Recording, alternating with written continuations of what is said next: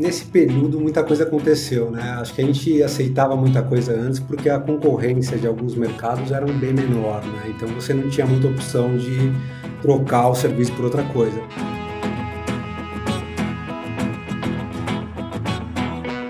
Agora eu não quero falar, se eu tiver que falar com atendimento é porque o meu problema já está grave. Mas eu acho que o grande diferencial do Nubank é que, de fato, isso é verdadeiro, é genuíno. Todas as áreas da empresa se importam com o cliente.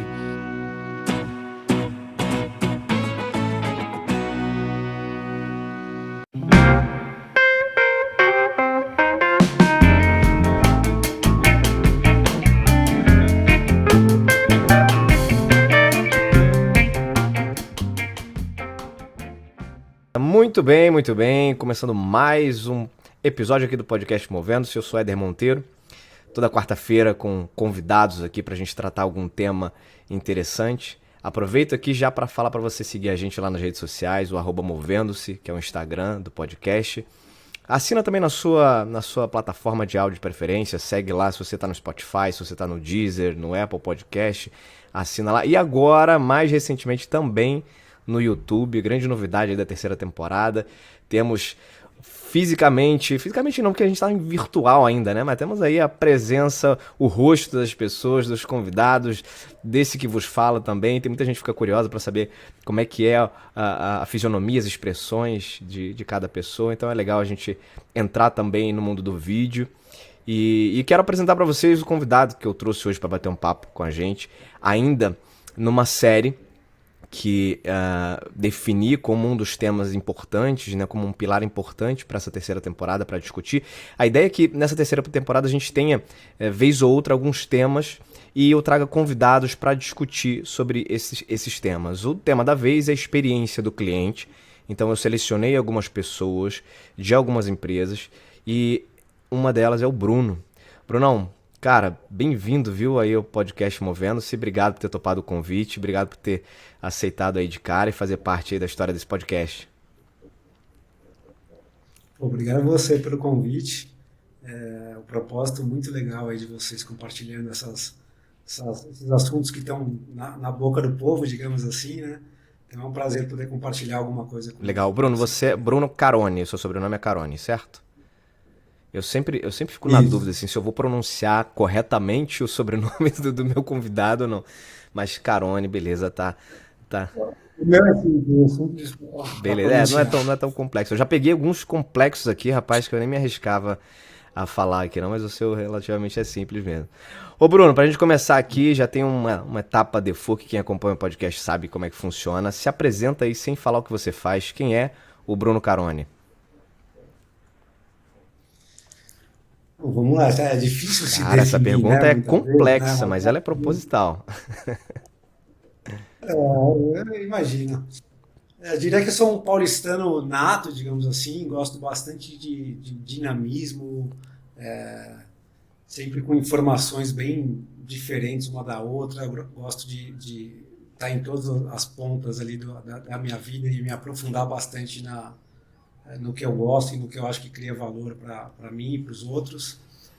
E gosto de ser muito bem atendido, né? Nos produtos e serviços que eu contrato, eu gosto de ter essa relação bem feita com as empresas. Temos isso em comum, Bruno, temos isso em comum, assim como milhares de outras pessoas, milhares de outros brasileiros. Eu acho que isso, inclusive, é um ponto que eu queria até depois abordar com você, no momento oportuno aqui da nossa conversa, que é de como a gente evoluiu, a nossa sociedade evoluiu ao longo do tempo, do ponto de vista de exigência, né? Eu acho que durante muitos anos a gente aceitou muita coisa, né? Se conformou com muita coisa, com atendimentos não tão bons, com produtos não tão bons. E eu acho que o brasileiro, ao longo dos últimos anos, esse nível de exigência, ele foi aumentando. E a gente hoje tem uma exigência, pelo menos eu, não sei se é porque também a gente vai envelhecendo, vai ficando mais maduro ou mais chato, né? Porque também pode ser um pouco disso. Mas eu percebi, assim, cara, eu particularmente, hoje em dia eu sou muito mais exigente do que eu era, sei lá, 10 anos atrás, com tudo, assim, com serviço, com atendimento, seja num restaurante, seja numa loja, seja num call center. Realmente, a minha percepção, e vejo isso com outros colegas também. Faz sentido, cara, essa percepção pra você? Para mim faz total. Eu acho que nesse período muita coisa aconteceu, né? Acho que a gente aceitava muita coisa antes porque a concorrência de alguns mercados era bem menor, né? Então você não tinha muita opção de trocar o serviço por outra coisa. Agora tem um leque maior de possibilidades para você, produtos que são muito mais personalizados, enfim, serviços Verdade. também. E aí criou esse poder, né, que para o cliente que ele sempre deveria existir, mas que ele foi se amadurecendo ao longo do tempo, eu É acredito verdade, é assim. verdade. Mas enfim, a Então, gente entrou já porque esse assunto é tão interessante que não dá pra fugir muito dele, não. Mas a gente entrou já de cara nele. Antes de falar sobre a experiência do cliente e de falar um pouco sobre o teu momento atual, cara, no Nubank, que é um case pra mim super interessante desse tema, conta um pouco pra gente da tua trajetória, Bruno, de como é que você chega nesse mundo aí de experiência do cliente, por onde você já passou até você chegar hoje na Nubank. boa, vou resumir um pouco da minha carreira aqui. Eu comecei na Saraiva como analista de projetos, então eu fazia alguns projetinhos de redução de custo nas lojas da Saraiva. Na época tinha bastante mato alto para cortar Tá. nesse sentido. Ganhei as operações dos cafés lá, então eu gerenciava as operações dos cafés que tinham na Saraiva. Na época tinham 42 cafés pelo Brasil e eu era o responsável do lado da Saraiva pela performance desses cafés que tinham donos, né? Eles têm proprietários e tudo mais. Então acho que aí foi meu primeiro contato com sendo cliente, né? Porque eu tinha uma percepção já de cliente da Saraiva e eu tinha autonomia ali para pedir melhorias, para troca de produto, para, enfim, encaixar melhor a operação do café com o perfil de clientes da Saraiva e fazer esse match entre os dois. Mas na época eu não percebi que isso era uma questão de Uhum, experiência uhum. do cliente. Eu percebi muito tempo depois. Depois da Saraiva, eu fui para a Telefônica Vivo. Lá era da área de Legal. Qual que é a produtos. tua formação, Bruno? Produto massivo.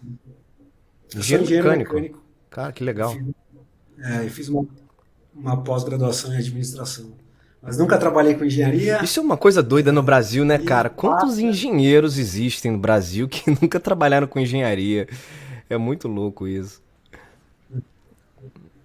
acho que ele cria uma base boa para a gente, porque assim, acho que a gente é muito jovem, Sim, né, sim, com quando certeza, com escolhe, certeza. né? Tem muito disso.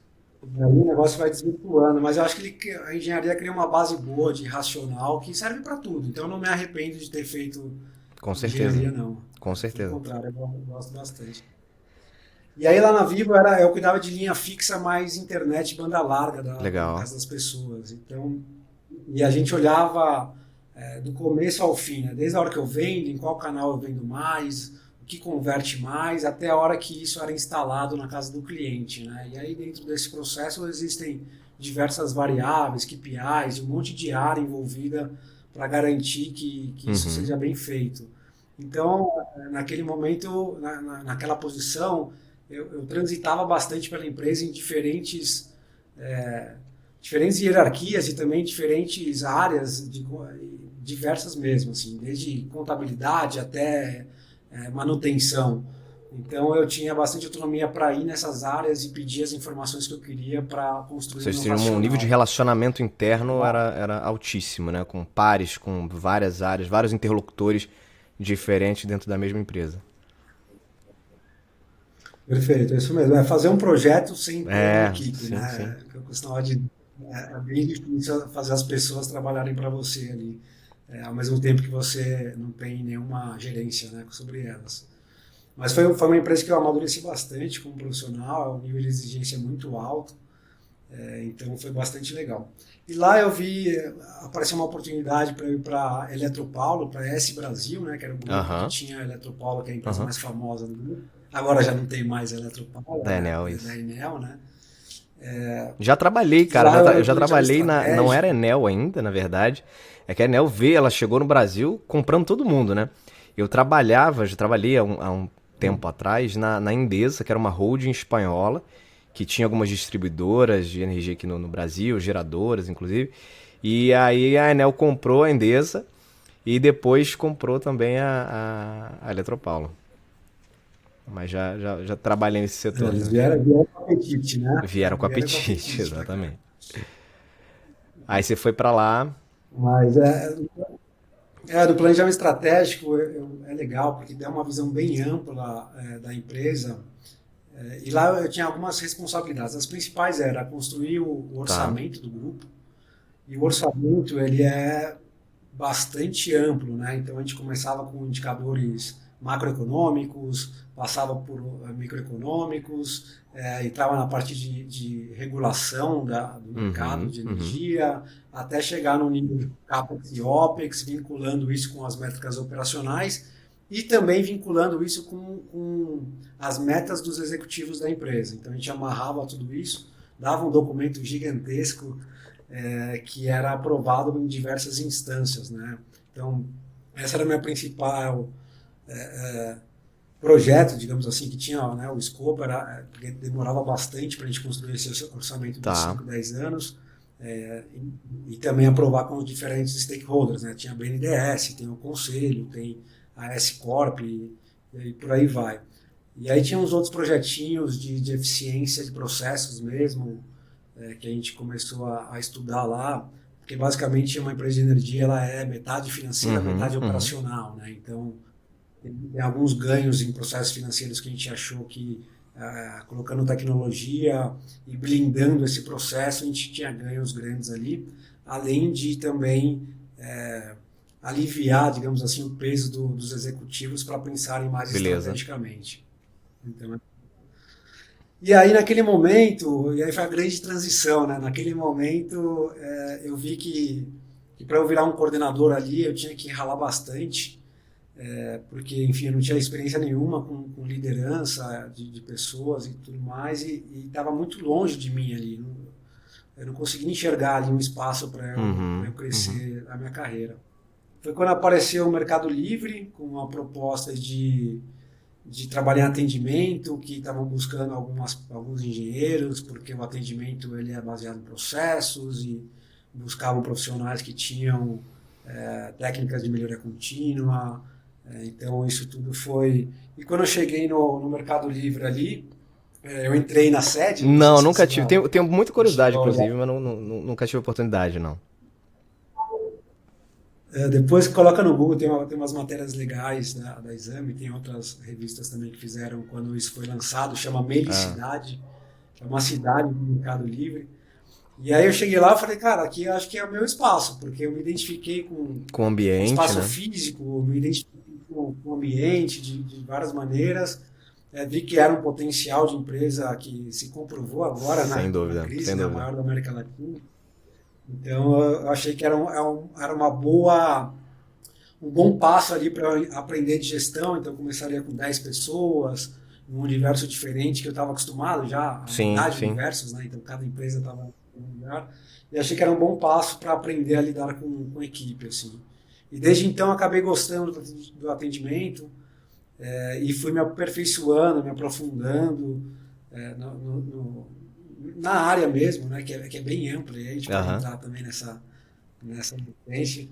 Mas estou aqui até hoje, assim, acho que eu estou bem confortável. Essa área ela tem sido cada vez mais Verdade, procurada verdade. pelas empresas e profissionais de RH e de diversas oportunidades se criaram nessa área, né? Principalmente porque eu acho que a grande diferencial hoje está E nessa experiência, né? Do O Mercado Livre você produto, foi pro Nubank, então tá um ano e pouco aí que a gente conversou nos bastidores no Nubank, nessa mesma área de atendimento. isso. E aí foi a sua primeira experiência com atendimento, com processos voltados à experiência do cliente.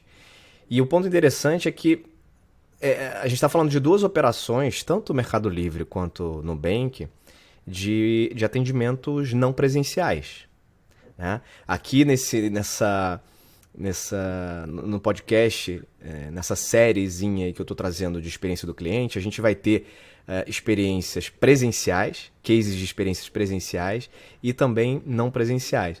Porque às vezes quando a gente fala de serviço, quando a gente fala de atendimento, a gente tende a colocar na nossa memória ou a puxar da nossa memória aquele atendimento presencial da pessoa que te serve, da pessoa que te trata bem, né, da pessoa ali que tá fazendo um atendimento ali olho no olho com você. Mas tem muita variável além disso e dentro desse universo de não presencial que desperta muita curiosidade, né, cara? Assim, como você prestar um atendimento, gerar uma experiência positiva sem você estar olhando, conversando com alguém. E curioso você falar do Mercado Livre, porque eu também, nessa série, não vamos ter ninguém, a princípio, pelo menos do Mercado Livre, mas eu como cliente também do Mercado Livre, tenho experiências muito positivas, já compro, assim, sou cliente há muitos anos, antes acho que desde 2009, se eu não me engano, eu sou cliente do Mercado Livre, então já tem bastante tempo. E tenho experiências muito positivas com eles, assim, desde então, né? Nubank também sou cliente. E aí, gente, só um parênteses aqui. Eu tô trazendo pessoas aqui para bater um papo sobre a experiência do cliente de cases que eu posso afirmar que são positivos. Então, fiz questão de convidar pessoas de experiências que eu vivenciei. Ninguém me falou assim, chama fulano que lá tem uma experiência legal. Não, eu testei, é positivo. E aí, por isso eu tô convidando pessoas e o Bruno tá aqui por conta disso.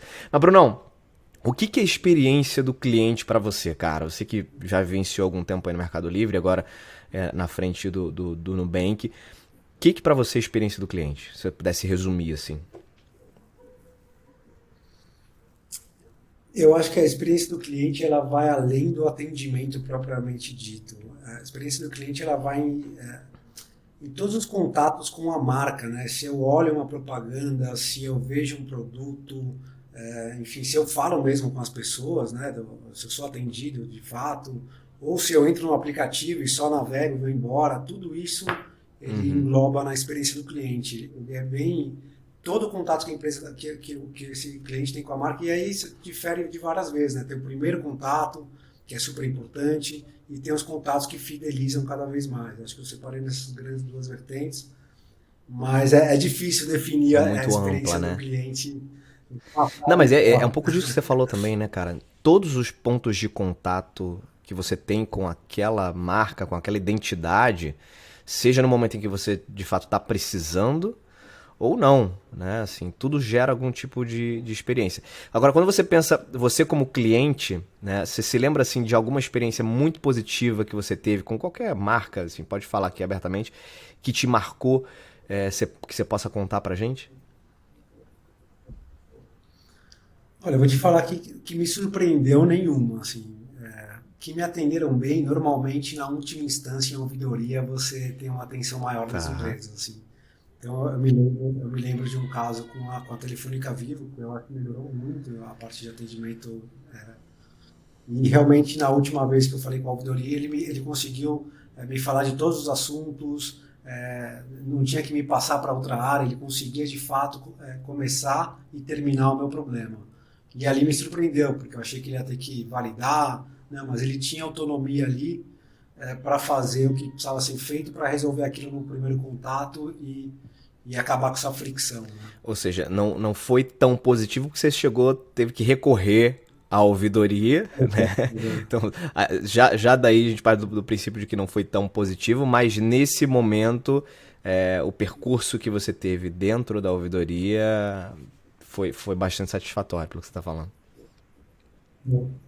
Agora, eu posso pensar em outros, que eu acho que o atendimento ao cliente, hoje em dia, em empresas de tecnologia, a gente preza muito para aquele atendimento que ele não precisa entrar em contato. Então, é o Sim, sim, self-service, né?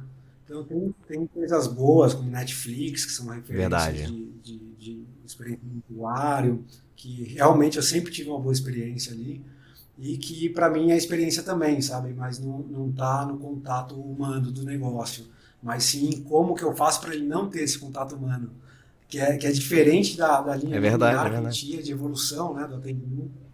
Agora eu não quero falar, se eu tiver que falar com o atendimento é porque Tá meu problema já crítico, né? está Ninguém não grave. consegui resolver de forma nenhuma, vou ter que falar com um humano, né?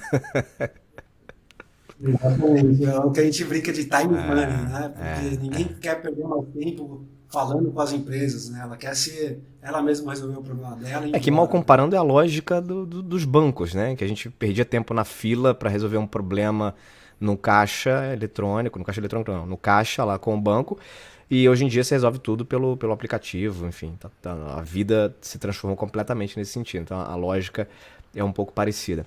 Agora, Bruno, hoje no Nubank, se você pudesse elencar assim, os teus principais desafios nesse papel de olhar o atendimento de forma muito profissional e estruturada para passar uma experiência positiva para o cliente. O que você diria que hoje são os teus principais desafios lá no Nubank? Olha, o primeiro, que é bem difícil em todos os atendimentos de todas as empresas, é você ter a clareza do que de fato mexeu o ponteiro na experiência do Tá. cliente. Então, como você tem uma empresa que tem diversas informações sendo lançadas, várias inovações, enfim, é difícil você conseguir chegar numa causa raiz daquela melhoria de experiência em pontos percentuais, digamos assim. Então, isso é uma coisa que envolve um esforço grande da gente analisando dados, né?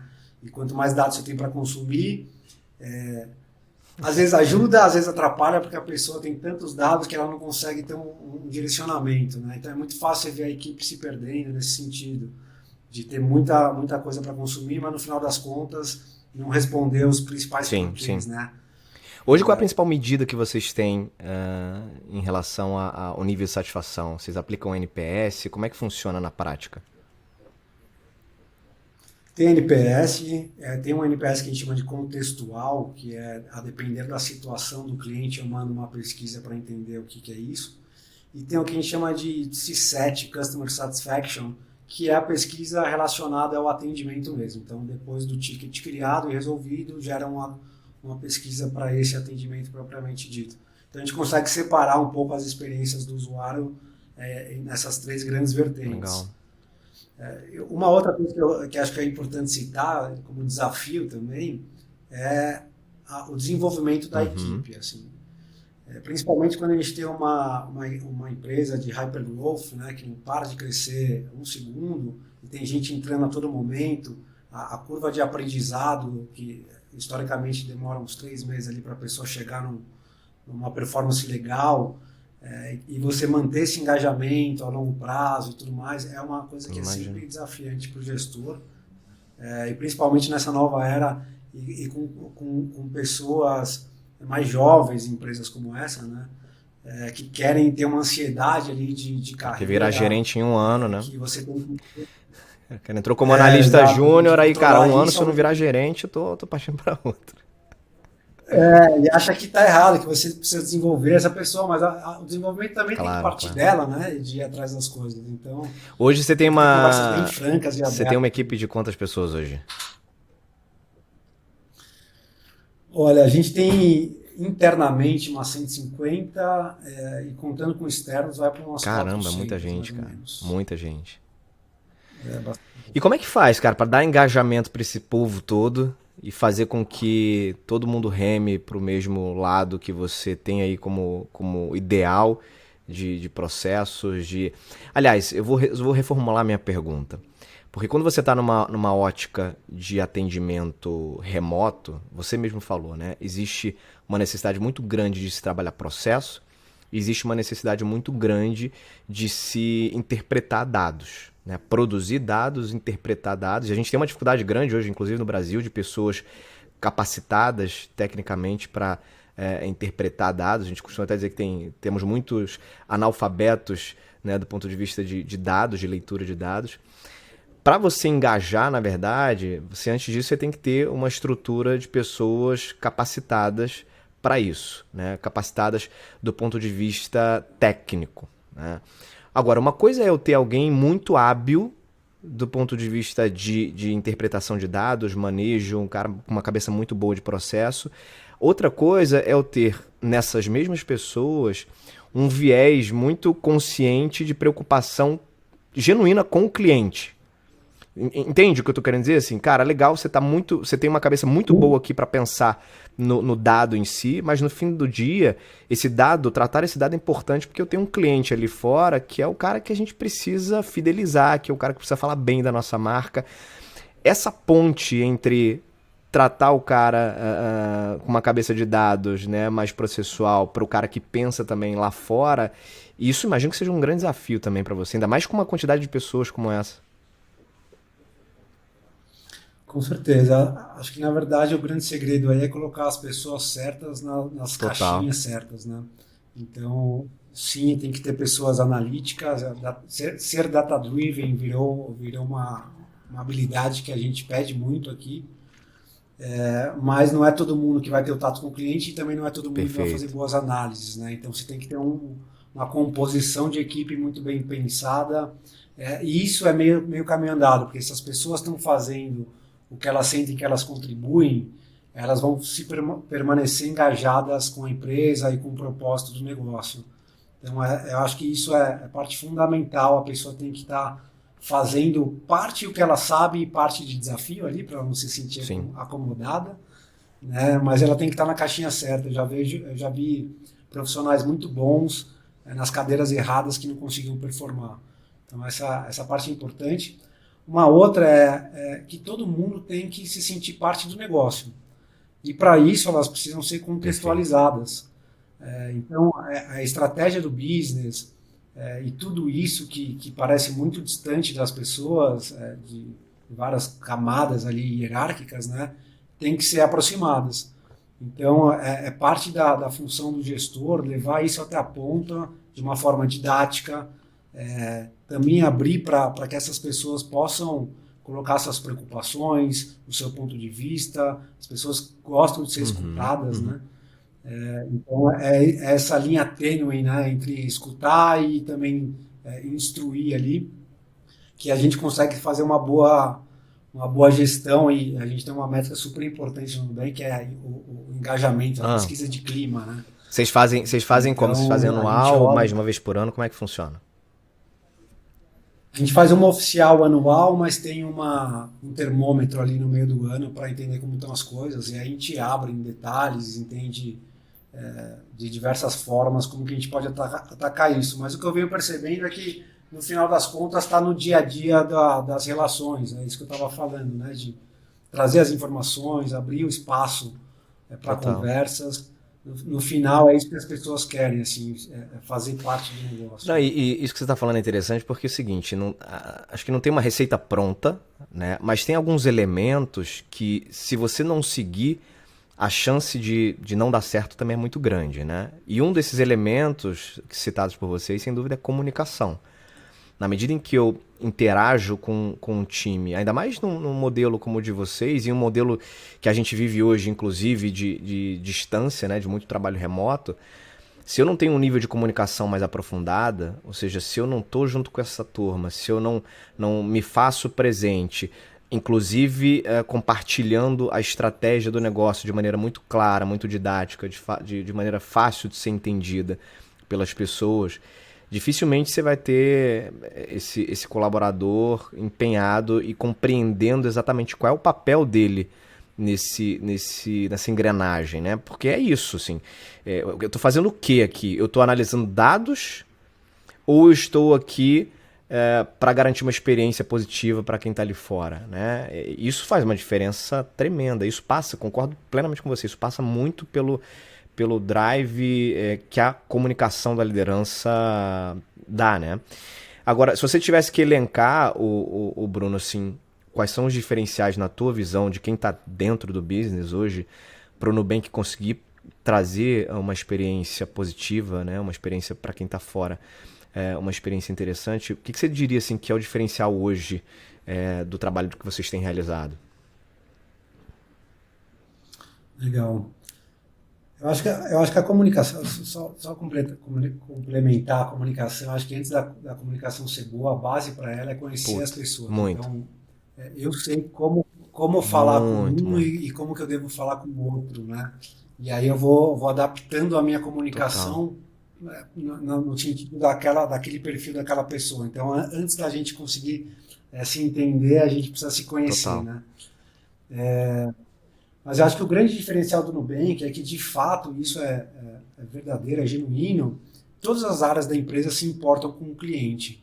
Isso vem lá de cima, tem uma cultura muito forte de,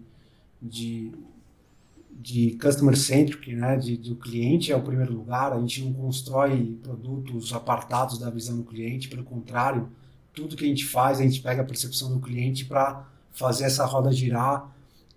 Hoje a gente trabalha com squads, que é uma estrutura mais Uhum. descentralizada, e nesses squads a gente tem áreas que olham a mesma coisa. Então, por exemplo, empréstimos. Então, eu tenho a pessoa que é de finanças, que olha empréstimos, o engenheiro que olha empréstimos, o data science que olha Sim. empréstimo, eu olho empréstimos. Então, todo mundo está olhando o mesmo produto, e todo mundo tem uma proximidade bacana ali e liberdade para questionar, para trazer informações e para discutir em cima disso. A gente não fica longe, distante das áreas de negócio, pelo contrário, a gente é um stakeholder para a tomada de decisão. Então, aproximar o atendimento da tomada de decisão, eu acho que é o grande diferencial que a gente vê hoje aqui dentro, comparando com as demais de mercado também, as outras empresas que não tem esse E o viés, né? interessante é que é o seguinte, assim, você tem o discurso de ter o cliente no centro, ele é comum a centenas e centenas de empresas, né? Agora, nem todas conseguem fazer esse discurso virar realidade na prática.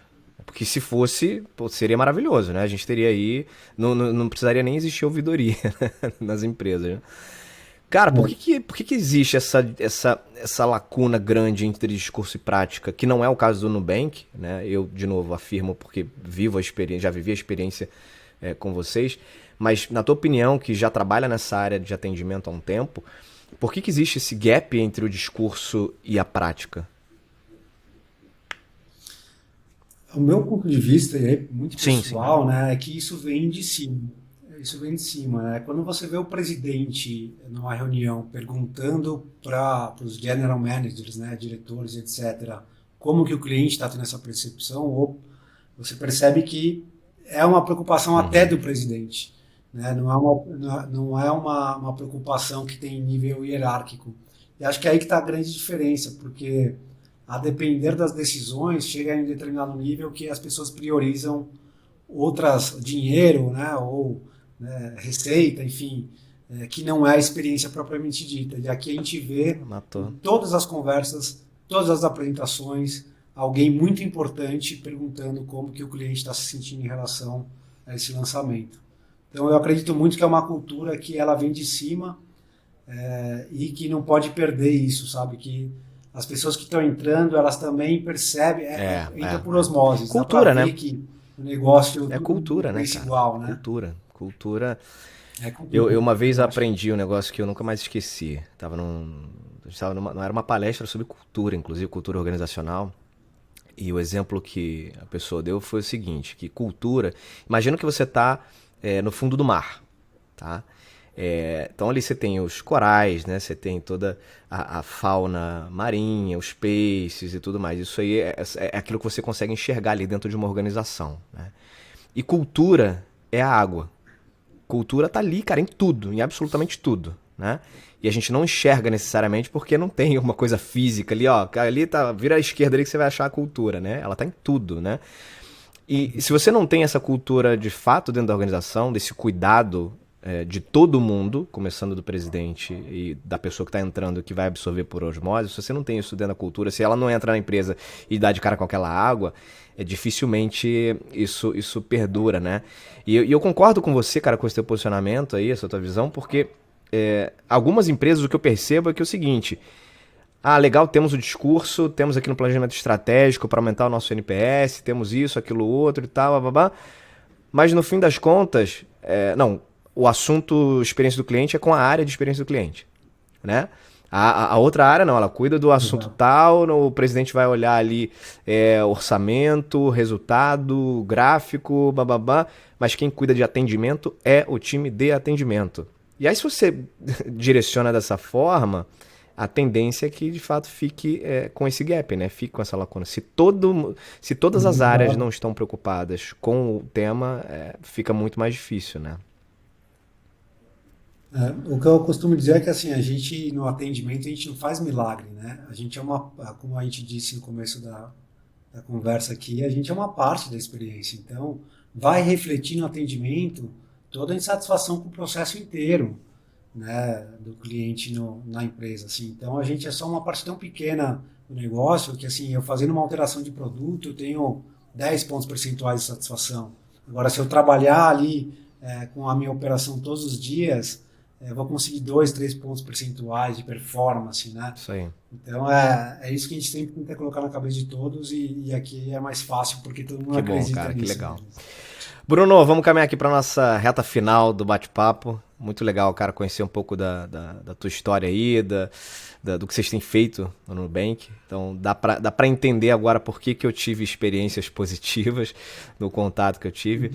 Mas vou fazer algumas perguntas finais aqui pra gente encerrar nosso bate-papo. A primeira pergunta que eu queria te fazer, cara, é a seguinte. Qual foi a coisa mais importante que você aprendeu na tua vida, cara?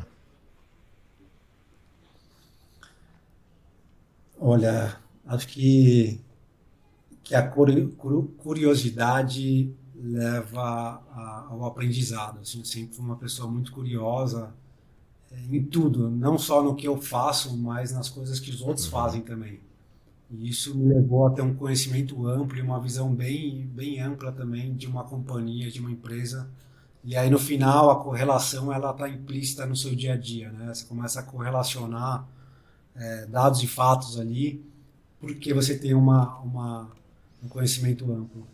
O outro ponto que eu não posso deixar de citar é que a gente tem que estar sempre preparado, porque se a gente não estiver preparado, a oportunidade pode aparecer e a gente não vai conseguir segurar ela. Então, acho que é um mix, né, de estar preparado com esperar a oportunidade aparecer para você. Curiosidade, se manter sempre curioso e estar sempre preparado, né? É Show. isso. E Bruno, o que você leu, ouviu, assistiu, que você possa recomendar aí para autodesenvolvimento, um conteúdo bacana aí que foi importante para você, que você pode recomendar para quem está ouvindo a gente? Acho que continuando nessa linha, né, de estar preparado e esperar a oportunidade, tem um livro super legal que chama Outliers, Sim. Os Foras da Curva, que conta um pouco da história de grandes Uhum, uhum. gênios aí, né? Einstein, Michelangelo, Steve Jobs, então de diversas formas, como que não é coincidência para eles serem o que são, né? Tem um outro que eu gosto muito, mas é bem conhecido, é Como Fazer Influenciar Amigos e pessoas. Influenciar Pessoas. Acho Bacana que também. dá uma base legal de interação, né, nas relações humanas. E tem um que é muito que eu acabei de ler recentemente e que fala bastante desse mercado e da quarta revolução industrial que chama Gestão do Amanhã, que ele conta um pouco de como que foi essa evolução do mercado de trabalho, o que se espera hoje dos líderes e também o como que a gente tem que se adaptar a essas disrupturas tecnológicas que historicamente o ser humano demora um pouco para entender como que ele pode usar Legal. isso, né? Então é super interessante esse livro, eu recomendo Anotado, bastante. Assim. anotada a dica aqui. Pra gente fechar, cara, se você tiver com uma vaga em aberto aí pra trabalhar no seu time, se você estivesse fazendo agora um processo seletivo, qual é a primeira coisa ou a coisa mais importante que você avalia num candidato pra trabalhar com você? Eu acho que conhecimentos gerais, conhecimento específico, a gente consegue desenvolver a pessoa ali e se aprofundar em atendimento, por exemplo. Mas os conhecimentos gerais é importante porque você vai ter que se relacionar com pessoas diversas, vai ter que falar de assuntos diferentes. Desculpa. E esse conhecimento. Tranquilo. Por isso Desculpa. que eu fico com a minha caneca aqui do lado, cara, que aí já... Faltou água aqui Mas para mim. é bom passar por Você isso, já é bom tem passar mais por isso que aí o experiência. próximo convidado que eu tiver, eu já vou colocar inclusive no checklist ali, antes do bate-papo, ó, coloca uma aguinha do lado. É verdade, faltou aqui para mim. Mas diria que os conhecimentos gerais, então, só para concluir o raciocínio, no seu, vem a criatividade, eu acho que ela se aflora quando você tem conhecimento sobre assuntos diversos, assim, você começa a trazer coisas de fato diferentes que saem do padrão, do que você já viu, e qualquer informação nova te remete a uma outra alavanca, e isso é legal, assim, de construir, né? Quando você vê pessoas que têm bastante conhecimento geral e você dá uma informação interessante, você vê ela divagando, ela vai para longe, porque a criatividade leva ela para longe, né? E é isso que a gente precisa, assim, de pessoas que provoquem o status quo, né? Pessoas que queiram fazer diferente do habitual. Acho que essa é Legal. a principal habilidade. Então já sabe, se vocês forem se candidatar para uma vaga trabalhar com o Bruno, já fica aí a dica. Bruno, cara, obrigado, viu? Excelente bate-papo, foi muito bom trocar ideia com você, conhecer um pouco aí das tuas estratégias, das estratégias do Nubank, que é hoje onde você está suportando a transformação do negócio. Então, obrigado aí por fazer parte do podcast Movendo-se. Que isso, obrigado a você pelo bate-papo. Por mim, eu ficaria aqui, porque eu acho que o tema é gostoso de trocar ideia. E parabéns pelo projeto. Assim, vou com certeza, já virei, na verdade, ouvinte e vou continuar escutando, porque acho que agrega Legal, cara. E bastante como é para que as gente. pessoas fazem se quiserem te contactar, enfim, trocar uma ideia com você, tirar alguma dúvida que surgiu aqui nesse bate-papo? Podem me procurar no LinkedIn, é Bruno com dois N's, Carone com C. Beleza. Eu não, Vou dá para me colocar, achar vou facinho colocar o lá, a link do gente. teu LinkedIn, então, aqui na descrição desse episódio. Aí quem quiser te acessa por lá. Fechado, Bruno. Fechado. Obrigado. Pessoal, obrigado aí pela audiência de sempre. Fiquem antenados com outros episódios do podcast Movendo-se. Para quem tá começando agora, conhecer, porque isso é legal também que todo episódio novo tem sempre alguém entrando pela primeira vez, né? Então, se você tá entrando agora pela primeira vez, conhecendo aqui a partir desse bate-papo com o Bruno, saiba que estamos na terceira temporada. Esse podcast já tem 2 temporadas aí para trás, com muito conteúdo, muita coisa legal para você acessar e ampliar aí a tua mochila de conhecimento e de insights, de reflexões. Então fica aí o meu convite. Me despeço por aqui. Beijos e abraços. Até mais.